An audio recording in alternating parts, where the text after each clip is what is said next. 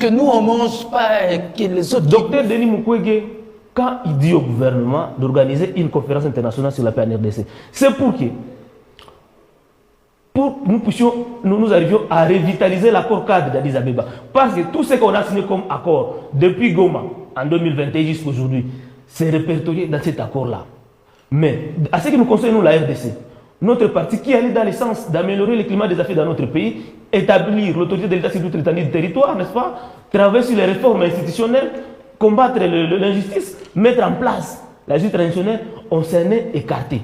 Dans cet accord d'Addis Abeba, les Rwandais et d'autres pays ont signé de respecter la souveraineté et l'intégrité de notre pays. Mais cet accord ici, qu'on veut signer, ça vient violer l'intégrité de notre territoire. Lorsque les officiers américains viennent, parce qu'ils ne viendront pas au Congo, quand ils viendront pour exploiter, qui seront en train de sécuriser ces zones-là? Ce ne seront pas l'armée congolaise, ce ne sera pas la police, ce ne sera pas la police congolaise. C'est une force étrangère qui viendra, une société étrangère dont sa réputation a une mauvaise réputation sur le plan international dans le cadre des violations.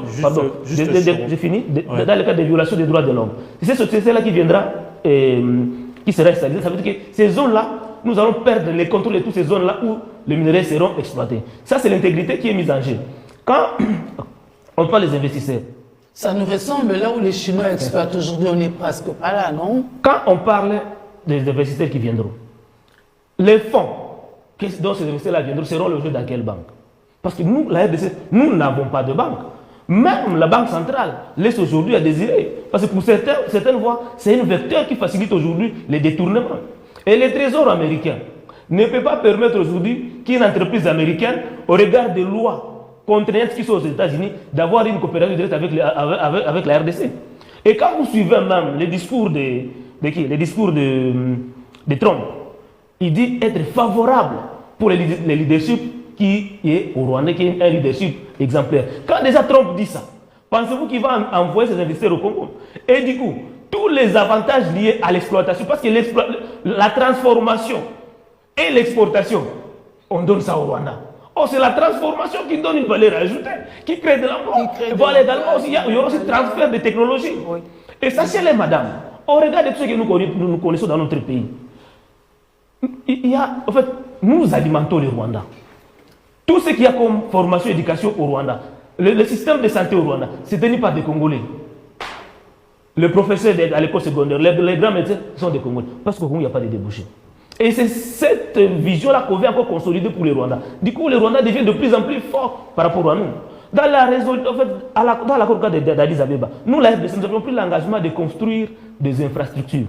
Dans notre pays, il n'y a pas d'infrastructure, il n'y a pas d'aéroport. Ouais? Il n'y a pas... En fait, il n'y a rien. Et nous, Congolais, pas fait parce que nous sommes en guerre. Et nous, Congolais, Maître Okito, nous, Congolais, nous sommes obligés d'exploiter les infrastructures rwandaises. Pour aller au Vira, la population de Bukavu est obligée de passer par le Rwanda. Parce qu'à Ngoma, on y a installé la sécurité et il n'y a pas la route. Tous les opérateurs économiques de la partie orientale, pour voyager à l'international, ils doivent passer par l'aéroport international de Kigali. Parce qu'à Goma, il n'y a pas, l'aéroport de Goma n'est pas favorable pour recevoir des gros avions. Et tout ça, je ne vois pas à quoi est-ce que le Rwanda a empêché les gouvernants congolais de construire et de respecter ces engagements-là. En fait, aujourd'hui, ce qui sera signé aux États-Unis, ça sera pour consacrer encore davantage le malheur des Congolais. Parce que le Rwanda a fait preuve de ne pas respecter les accords, les engagements. Mais mon seul espoir est que le gouvernement congolais ne respecte pas ses engagements. J'espère que ces engagements ici qui vont prendre aux États-Unis ne seront pas respectés. Parce que ce qui est signé, ce qui sera signé aux États-Unis, c'est ce qui a été signé en 2021 entre le gouvernement congolais et le gouvernement rwandais encore. Mais là, aujourd'hui, le Rwanda vient de gagner un témoin de taille, qui est les États-Unis, qui risque de contraindre la RDC à respecter cette fois-ci ses engagements. Vouloir réduire, je l'ai dit, le conflit que nous vivons aujourd'hui entre le Rwanda et la RDC, c'est ignorer, c'est mal diagnostiquer les conflits que nous avons. Or, quand le diagnostic est mal fait, on ne peut jamais trouver solution à la maladie dont un patient souffre.